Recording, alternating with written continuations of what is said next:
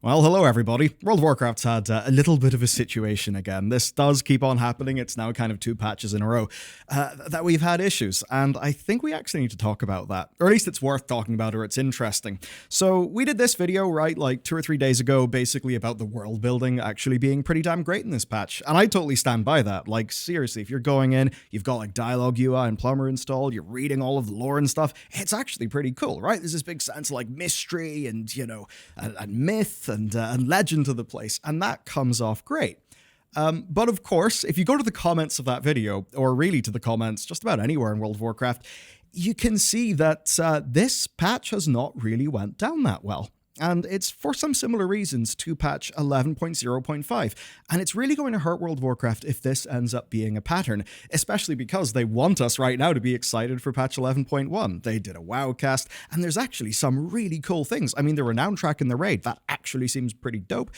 Gilded crests being in delves actually mattering through their full difficulty range, stuff that actually is pretty damn good. But that all happened, that was all announced just after this patch came out and had a whole bunch of issues. And I think what captured it well is something that Matt said to me in our DMs just when we were talking about our plan for the patch. He said this, I'll just quote him: "They're walking around without a belt and wondering why they're getting caught with their pants down." And it does feel like that, doesn't it? And if you're not really sure, if you're not in the loop, I'll sort of explain. So the big draw of this patch, so much so that, like, if you've seen this trailer, they actually spent some time doing some machinima, right, to make this really cool shot of Cersei, circlet, and it's supposed to be this ring. We're all very, very excited about, etc., etc. But it really messed up on its launch, and that's not something that should happen. So on the eve of the patch, they buffed the thing's item level absolutely ginormously, right? So they do that. But then on the first week, there's only 4 of the citrines, which are basically just the gems that you socket into it. Only 4 of them were available because the rest of them were time-gated to future weeks. And your progress for the ring is also time-gated, right, throughout the weeks. And I'm sure you can see a bunch of like defensive game design reasons why you don't want somebody just playing your game a lot and upgrading their stuff. That would be terrible. That would be the end of the world. So the patch came out, and the ring ended up being, even with its buffed item level, because the citrines that were there in week 1, because they were so bad, the ring would be worse than stuff that people already had. Now, when this is supposed to be your big, exciting ring, the sort of hero item of the patch, the whole mythos of the island is basically the backstory of the ring, you don't want a situation where the ring comes out and it completely blows, right? Like, that's just really silly. We shouldn't have that be happening. Now, they've then very quickly decided to remove the time gating for the citrines, so you can just go and unlock all your citrines. But there's actually bugs. I ran into it last night. Turns out one of the bosses, you donate your flame blessed iron into a thing in the middle of the base, and then it spawns a boss in 3 minutes. Well, one of them that seems to be dropping, like the Biss one, was just bugged. And if people pulled it early, it would like bug out and would be broken. I don't know if they fixed that yet, but man, this really shouldn't happen on our launch week of a patch, and it has happened a few times in a row. That really is an issue, and I guess it brings me on to the broader thing here, which is time gating. Now, we in World of Warcraft have been talking about time gating for such a long time. It's kind of ridiculous. And you do sort of understand why they do some of it. They want to pace their content out. They maybe don't want a situation where somebody can just turbo game and get radically further ahead than anyone else, because World of Warcraft is a big official lockout-based pseudo-competitive progress game, I guess. That's a bit funny because a lot of other games don't have that, even if they are loot-driven. So at this stage, I'm really beginning to question the wisdom of doing the time gating as much. But it really has a big problem with people's perception of their character, and I think how actually we engage with World of Warcraft. Now, the time gating, I remember talking about this in the patch 7.2. Remember, we were all farming our Centenax stuff. It was the Tomb of Sargeras. There was time gating talk throughout Legion, and really just about all of the time since. And I think the main point is that it doesn't really feel good in a video game when you just are told, come back later, especially if the thing that you've accomplished feels like a really light lift, right? So if it took 5 days to unlock your ring of just hard, diligent work somehow, and it was time gated, maybe it wouldn't feel so bad. But I think the problem is it takes all of 45 minutes to unlock your first ring upgrade. And then the game says, okay, come back next week. And you're like, oh, really? Is that it? Now, here's the thing, right? You can go and get Thryer, the big cool lightning bird mount. You can go and get all your flame blessed iron. You can do the storm phase. There's so much transmog. Maybe you've got some alts, right? You want to just get a whole bunch of those 584 or 580, whatever they are, item level sets to send over to your alts. You can do all of that stuff. There's a meta achievement for the Isle. All of this that you could sort of label as content, but in World of Warcraft, it's not really labeled as content, is it? It's like in the achievements pane. Most people don't know that any of that shit exists. If you presented like your meta achievement a bit differently, people would feel like there was content. I mean, even if you open a season in Diablo 4, you've got your seasonal journey that at least kind of says, hey, you can do this stuff, I guess. Whereas in World of Warcraft, somebody's like, who knows about Thryer? I know about it, but we make videos on it. What regular player knows about Thryer and that they could even go and get that? It's not framed to the player in any way. So you then have this strange thing where there's actually lots that you can do in the Isle, and there's lots of little bits of the Isle that I actually kind of like. I like its vibes, I like the music. Actually, some of the voice acting of the little cast of characters, that's all really good, cute stuff. And it should be totally fine in its own. But it just doesn't really come off like that because World of Warcraft is a loot-driven game, and Blizzard have reinforced that it's a loot-driven game, which basically then just means you kind of log in, you get your you get your Cersei circlet upgrade, and you're like, oh, I'm done. I guess I have to wait until next week. I'm so happy to be paying my subscription fee. At least that really seems, to me anyway, how people feel. And I think Blizzard have really got it to this stage where it almost doesn't matter if there is or isn't bad time gating. Just the fact that it's there, because I think people are just jaded, a little bit scarred about it. And that, of course, leads us on to the Dalaran quest, right? I mean, you look at the marketing of this patch, the Dalaran quest is there. You go in and day one, and you're like, oh, it says 17 days on top of Khadgar's head. Cool. Well, that's nice of Khadgar to say, hey, come back in 17 days exactly. I'll have some content for you. But I don't think that's really going to work. I mean, one of those things, I cannot believe this, but apparently it's a wisdom of Tony Blair. I know. Anyway, point basically being, people don't think about you, as a politician or whatever, people don't think about you nearly as much as you think they're thinking about you. So whenever they are talking about you or thinking about you, you need to make sure it's on your terms. And I look at that Khadgar thing, and it's like, people are going to see, oh, Khadgar, come back later. They could be done with the patch in a few days if they maybe just bounced off it. Okay. Maybe they'll come back in 11.1, but they're sure as shit not going to remember the timer over Khadgar's head saying come back in 17 days. That means people will probably miss the Dalaran quest. I think that's happened a fair few times in World of Warcraft over the last few years.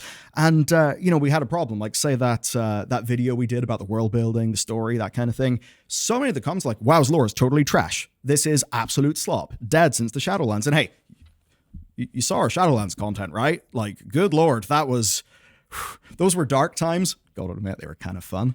It was so easy to rip into it. But actually now, you look at the Isle, look at the story, how it ties back to the Winterscorn War. It actually fits into the lore really well in a way that makes it feel like it adds to the mythos, but not in that horrible parasitic way that the Shadowlands did. And, I just go through the comments. We're like, slop, story doesn't make any sense, blah, blah, blah, blah, stopped caring ages ago.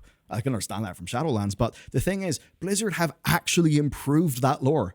Right? When it comes to the world building and the mythos, they're actually doing a way better job.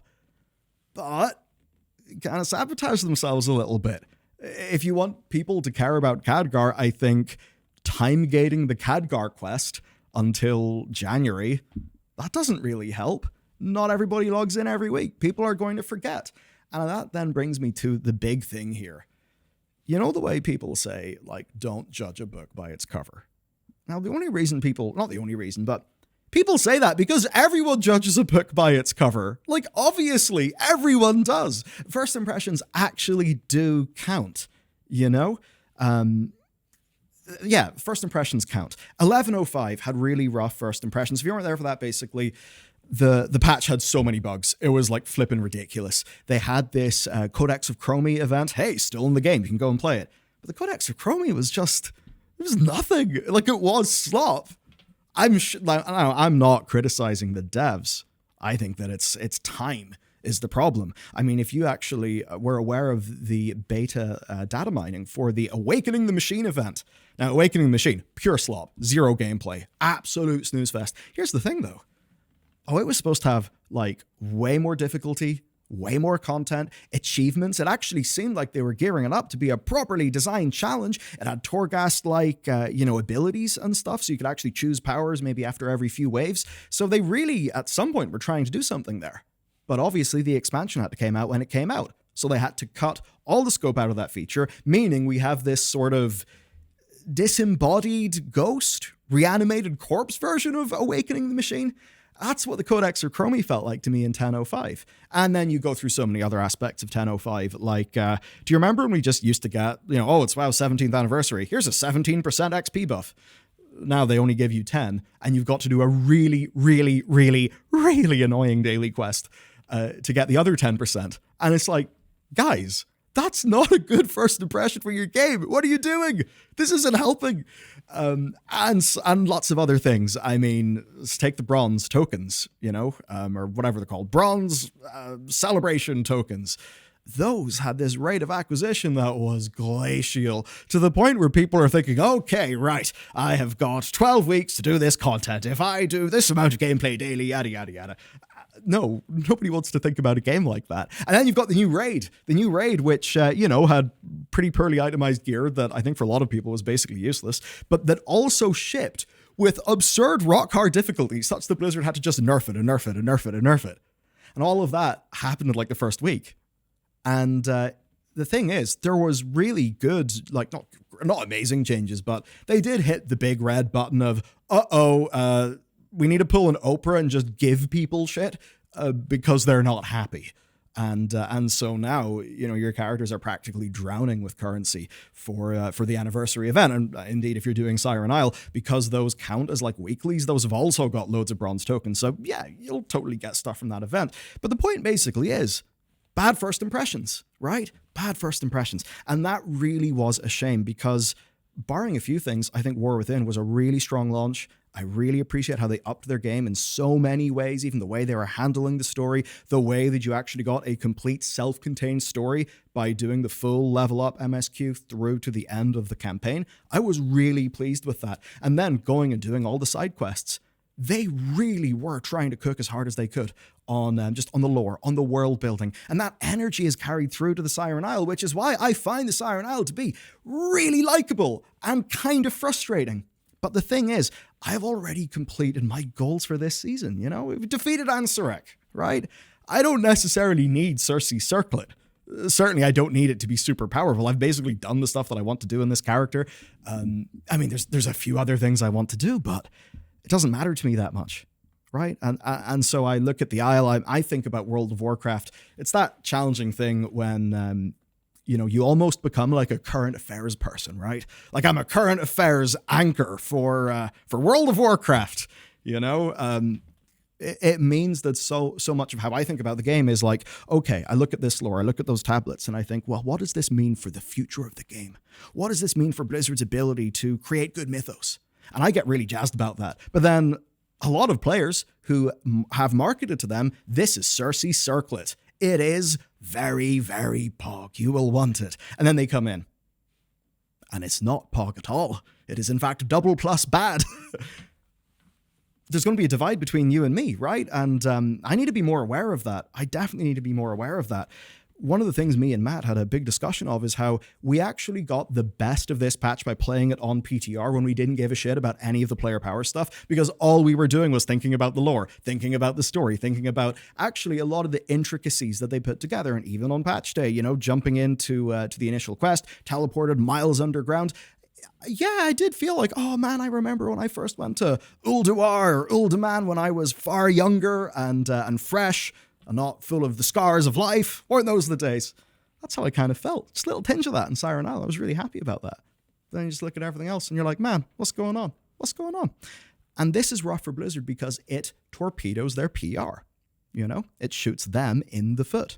And that is really important because of the patch 11.1 reveal. Now, I always thought the goblins would be a tough sell for a lot of players because so many people sort of see them as like comedy characters. But I've got to say, I think their 11.1 reveal was really strong, really strong. the renown track in the raid. Like even things like just saying, hey, this is how you earn your raid skips. It's not through some convoluted quests and quest items. Or the way it works with the silly spider, spindle, thread, whatever's for your, your progressive buff in Naru Bar. It's not any of that. It's all basically modeled after like, I don't know, it's like your loyalty Marriott account, but with the Galagio. It's really cool. And Delves, there's really good changes there. Mythic Plus, there's some good changes as well. The new drive thing looks really cool. So I'm sitting there trying to, call the shots, analyze what's going on, seeing if Blizzard are actually doing a good job. And I'm just like, oh my God, man, please. Could you please give yourself a win? And it's challenging with this patch because it was releasing on the 17th of December. Right? People, I mean, hey, I know it's America. Rock, flag, and eagle. No holidays. You will make World of Warcraft on New Year's Eve, you bastard. Whatever it is, right? I get it. Sure, rock, flag, and eagle. But surely that time, sort of the time constraint was a problem here. They shipped the major feature of this patch, basically broken, not as advertised. And that means that whenever they go and they do their 11.1 reveal, where so many people have worked on that patch for months, so many people have worked on the WoW Direct, the video editors, all the people all across Blizzard who are working to make that reveal great so that they can do a good job, be happy about the game. And, patch came out, wasn't really finished. There were bugs. People are unhappy, and those unhappy people then have the full marketing blast of a new patch, thrown onto them. The poor bastards, how will they ever survive? But thrown onto them. And they're like, you just gave me a thing that I didn't really like and that I'm confused by. Goblins. And they don't know how to, not that they don't know how to, I'm not blaming, no. It's like they've been primed. They've been primed to not believe that the things that should be exciting. Right? I mean, this is a world where they showed us, the Rogue Bloodfang Tier 2 set, Paladin Judgment Armor. The Tier 2 remakes, that is the most hype thing. Like, for so many World of Warcraft players, that's like, oh my God, it's the past. It's the past, but it's not scrungly. Give me some of that.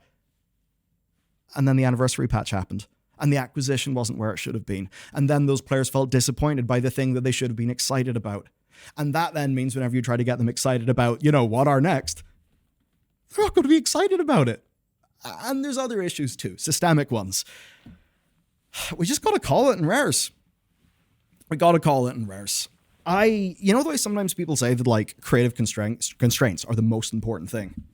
Blizzardo, you guys need to give yourselves a patch and basically say, we're not allowed to use rares. No more rares. They're banned. That's what I want. Because I want to see them try something else. And that's the problem with the player expectations, because we have had so many rare circles. Timeless Isle was in 2014, a decade ago. The same patch, the Thryer, was, I think, initially data mined in game files, actually. Neat thing. But anyway, rares are so boring. They kind of don't mean anything anymore. Now, the thing is, they're, as we would say in Northern Ireland, they're feared. Very, very feared. I remember when they put Undasta into the game, and I kind of thought Undasta was like the raddest thing. Number one, it's a giant dinosaur. Really cool. But number two, you could have like 80, you could have like 3 raid groups of 40 people fighting Undasta, and there's corpses everywhere. And even though it was a bit kusoge, as Matt would say, it's like shit game, but good, it felt so MMO. But people were like, when the dragon's lightning hits me, I die. And then Blizzard were, from that day onward, terrified of making a world boss that could be considered content. So that now, world boss is just, hello, I have turned up for my 1% chance of some loot, please. Give me my loot for my weekly progress. That's not really exciting. And so they're a bit scared. What is a rare supposed to be in World of Warcraft? It's certainly not rare. And look, there are design patterns that could be lifted from other games, screw it. Like, think about the Siren Isle, just take everything that goes into a Helldivers map and just cram that stuff in. I don't know. But it's not really working out right now because we've seen it before. And, the first time the Forbidden Reach happened, that was a raid tier that was longer in the tooth because it was quite a bit more challenging. And, it was good enough for what it was. And the Siren Island actually, in some ways is better, in some ways is worse. In other ways is very similar. Certainly the Siren Isle has got really nice rewards. Some of those Arathi sets, gorgeous. Old Vrykul sets you can get. Like, man, if you want to just get Flame Blessed Iron until you expire, have at it. You're going to have an amazing time. You're not going to have an amazing time, but hey, it's grinding. We all know what it is. But because people see the rares and get bored, they're just like, it's turned into slop. I do not want slop. And that's kind of the problem they're struggling with. So my challenge to Blizzard would be, you guys need to reframe some of this in your head. It cannot just be, we'll take that and move it on again. Now, I actually am totally okay with them reusing a Island Expedition map from BFA, because obviously they've done a lot of work to it since it was a abandoned Island Expedition. I'm okay with that. And hey, just think about Legend of Zelda, Tears of the Kingdom, or, the most hated developers in the universe are Insomniac Games, because whenever they moved from Spider-Man 1 to Spider-Man 2, they were so lazy, they used the same New York. They didn't make New York again. Now, I bring that up because, Legend of Zelda, Tears of the Kingdom, considered to be one of the best games of all time, probably. Hyrule is Hyrule. They already made it in Breath of the Wild, and they spent the extra time just trying to make the content and the game systems as joyous as they could, and it really worked. So I am okay with them reusing content, but what I would really like to see is the design being pushed forward. And that's why I'm actually excited for 11.1, because they are pushing the design forward in lots of things. But I think for a patch like this, it just hasn't really worked. And if we're going to do these minor patches, I think we need to just rethink what their scope is. Now, I want to talk about Cersei Circlet. I basically would say no, goodbye Cersei Circlet, as you are. We do not want you anymore. I think Cersei Circlet should have been, and I know this is just sort of armchair dev, but frame it like a mini artifact with grindable power that is mostly ungated, such that whenever a player is getting loads of Flame Blessed Iron, and maybe we try to make that a more fun grind. They've done fun grinds before, like Cobalt Assembly and stuff. They could probably, inspired by some of those ideas, but just level it up like a flippin' artifact weapon, dude. And then it has a talent tree. And, you move down the talent tree, and instead of just all these citrines, you have a few choice nodes. And that way, and it's ungated. And that way players just go and earn the thing. And it doesn't need to be gated because it's near the end of the season anyway. Imagine the absolute competitive travesty of this being ungated at this stage of the expansion. Madness. So it should be completely ungated. Now, the citrines. I understand the idea of having gems, putting them into your talents, and certainly this is the year of Path of Exile 2, where I've now learned that I have lots of different types of gems, and I even have gems that I put into other gems. Getting dementia. But anyway, that doesn't really work for World of Warcraft UI. I remember whenever World of Warcraft Mists of Pandaria Remix happened. Do you know the man who is the savior of that? And he's actually the savior of the Siren Isle as well. Peter Yu. We've done 2 videos in his add-ons, but if you actually look at my gameplay footage of me just playing through, you'll see the way I'm talking to NPCs. I've got this lovely sort of in-universe feeling dialogue frame. Whenever I click on a lore object, Peter's he's made it look like it's a sort of carved rune thing. And whenever I get items with flavor text, I actually get to see the flavor text as I'm playing. And it really makes that better. Another thing that Peter has done is he has developed a custom UI for gems.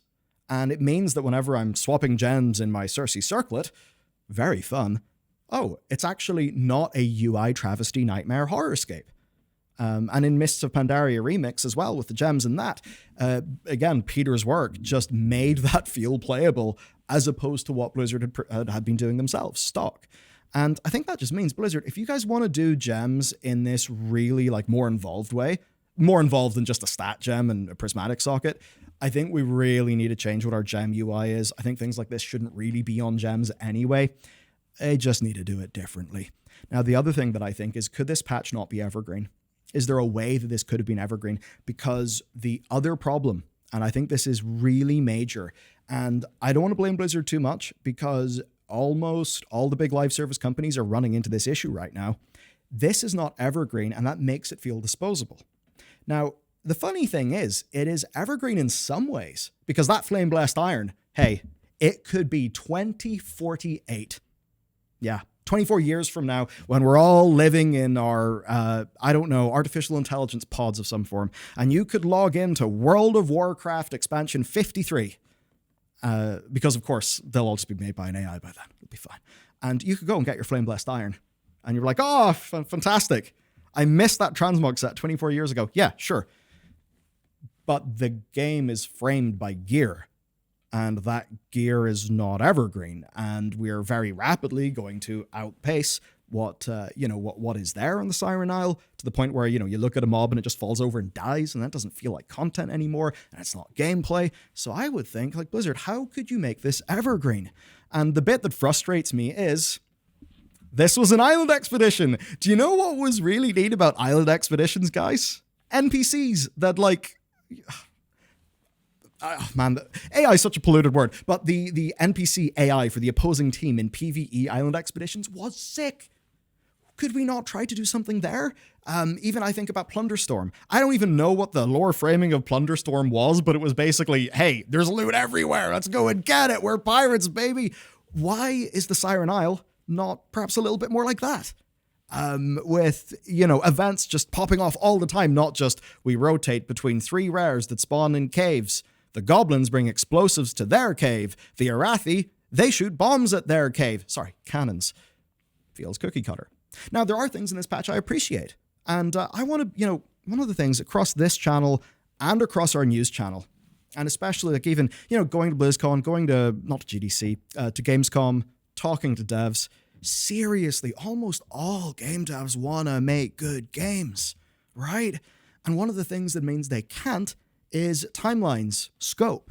And I suppose I look at this patch, and yeah, they got it over the line, and I am sure there was some Herculean stuff to make this patch happen by Christmas. I mean, come on, be it a World of Warcraft patch coming out without bugs, or perhaps the war, just saying, oh, it'll be done by Christmas. Very dangerous. So it's clear that these devs have not been supported to do their best work. And to me, that's a problem, because it means less value for us as players, right? It means whenever, Blizzard eventually says, hey, here's the next patch, you don't believe that it's going to be cool because they have lost some credibility. I mean, just think about the person who designed Awakening the Machine, and they probably carefully scoped out all of the different, almost roguelite powers that you would get as you went through the waves. They maybe thought about, will somebody get amazing gear, and, what will be the big leaderboard? Because I think there was actually supposed to be leaderboards at some point. Like, who will be the #1 worldwide Awakening the Machine player? Because it's basically like an endless fight thing. Their design's gone. And that's going to blow, right? I mean, I'm bringing this up a lot, but you look at the literature on burnout that staff experience, and certainly leading my own business, leading the team here.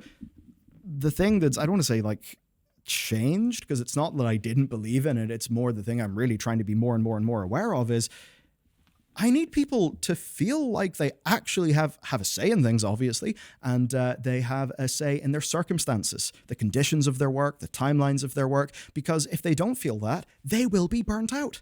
Right? And if they're burnt out, they're not going to be happy, and we're not going to get good work. And it's just like that in all things. And that's what I worry about with this patch. Were there grander designs? Did people have to crunch and sprint to get this thing done, only to not have it come out perfectly? A little bit like maybe you got your final year university project and you just crunch all week, but then it goes to demo day or your Viva or whatever it is, and it's full of bugs. The whole thing's screwed. You're like, oh no, I have failed. I failed at the final juncture. Because it, to those devs, must feel like that. Because when I look at the Siren Isle, I see love. I see them really trying to handcraft things. The goblins, they're full of spunk, right? It's great. But they were defeated in detail. Because apparently, look, being a man, it is my responsibility to think about Napoleon Bonaparte and about the Roman Empire and Republic, sometimes kingdom, every day, I have to pull double duty so the other guys can take a day off and not think about Rome. But think about Napoleon's campaign in Italy, one of the ultimate examples of defeat in detail. Blizzard are getting defeated in detail. And that basically just means little bits are being picked out of you all the time. It's, I don't know, like you're some sort of grand beast, some noble beast of the savannah, a big mammal of some sort that likes to graze a lot, but, you've got parasites in you and all these things that are weighing you down until one day you just die. That's almost what it can feel like with World of Warcraft, and I'm just worried because I don't think it's going to be good for Blizzard's job retention. But you know what's actually a little worse there? The game's job market. So we lost 15,000 people in the industry this year. 15,000 roles. And I'm sure some people have been rehired, but not a lot. And that's only 15,000 that can be easily publicly tracked. Countless indie companies, countless everything else. So a lot of people are going to be sticking in their jobs, but they'll be sticking in their jobs. And if we have more situations like this, they have a reduced feeling of, control over their circumstances. And then you just start to have people just kind of turning up, doing the thing. Yes, boss, I will complete my tickets on Jira. Or I suppose Azure DevOps, now that they're a Microsoft company. Yeah. And that's not going to be great for anyone. And what's sad to me is I look at 11.1 and what they've shown. It's so full of character. The flippin' dinosaur, there's a Godzilla versus Kong boss that's robots, and you can get the dinosaur as a mount. Man, it's great. So there's so much care and flippin' chutzpah in that patch. It looks great to me. But I know that people will struggle to believe it because we keep on, we just keep on walking into these landmines like Kelsey Grammer in The Simpsons, stepping on the rakes, Sideshow Bob. It's just that. Every patch. And it really needs to stop. And, they say it takes 3 to make a pattern. Do you remember the pre-expansion event for The War Within? Its design was so busted that they basically immediately fixed it, but it should never have shipped like that. Because again, first impressions matter. First impressions matter. In the Mythic Plus video that I did, we were indexing pretty hard on Rory Sutherland's work. I think he's really good at, he's obviously good at marketing. He's whatever his role is at Ogilvy, right? But it's the psychological aspect of things. That is what really matters. Even, you look at cars like the Polestar, I'd be more likely to buy the Polestar because I go onto their website and their font design. I'm like, oh my God, that font is so lovely. I look at the UI of the car and I'm like, oh my God, that UI is so lovely. I'm not buying the thing, obviously, but those packaging and first impressions things, those matter so much because Blizzard are forcing themselves to make value the really expensive way, which is by making all the content, right? But do you know what the cheapest way to increase the perceived value of something is? Package it better. Focus on customer experience so the first impression is good. Manage the customer's expectations so they're in line with what you're going to deliver. That's how you, at very low cost, increase customer satisfaction with your product. And Blizzard are not really doing that. I think they're so big that they struggle to get that messaging right. And what it ultimately means is me and Matt go and we play the PTR. We see world building, all these things that we really like, and we're excited. We actually see what the devs are trying to put down, and we're receptive to it. But then as a normal customer of the game, who should not be on the public test realm, that's bad. Don't be on the PTR. Their experience is completely different because all of those Rory Sutherland shaped things that I just talked about are screwed up for them, whereas they weren't screwed up for us when we were on the PTR. And that just makes me say, hey, Blizzard, I think you guys are relying on the PTR too much, way too much. Cersei Circlet should have never came out like this. And we can't say, but the PTR testing didn't bring up the problem, because you shouldn't be relying on your customers to do the PTR testing, right? Now, one of the challenges here is an industry-wide thing of QA being outsourced.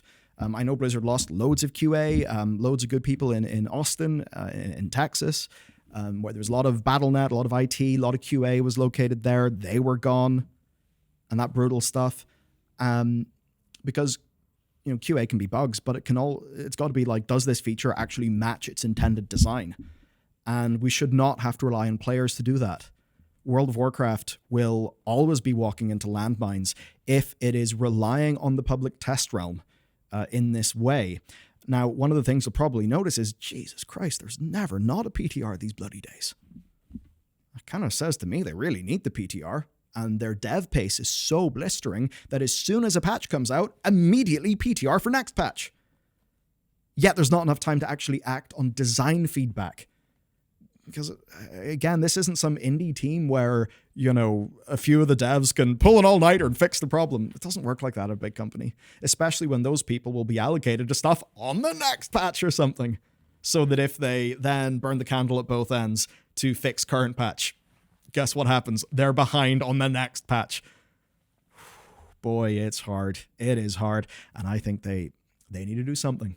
They need to do something. I hope they do something, because as it stands, they are spending very large amounts of money on the content bit, but then the cheaper thing, which is getting your psychology right, they're messing up. And that puts a negative score multiplier on the very large pile of money that they are spending. That being said, some napkin math, at least based on data for Azeroth, says they made $135 million from the Brutosaur. So I think they'll be just fine for money. Though if World of Warcraft is still 500 plus people, oh boy, that's a lot of wages. Hell of a lot of wages, especially when they're mostly in Irvine, California. Anyhow, that's basically this situation. I know this was a longer video, but look, as a viewer of content, I actually often prefer these myself if I'm listening to something. I can do chores to this. So maybe you got to do some chores to this. If so, that would be cool. I'll maybe do some more of these. Give me some feedback. Always open to that.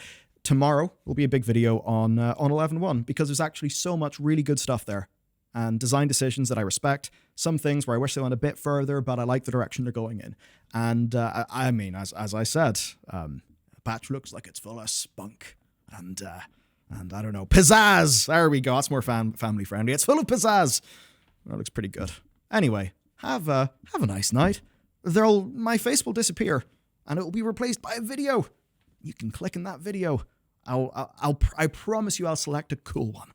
Have a nice night and a nice Christmas, because we're nearly at that time.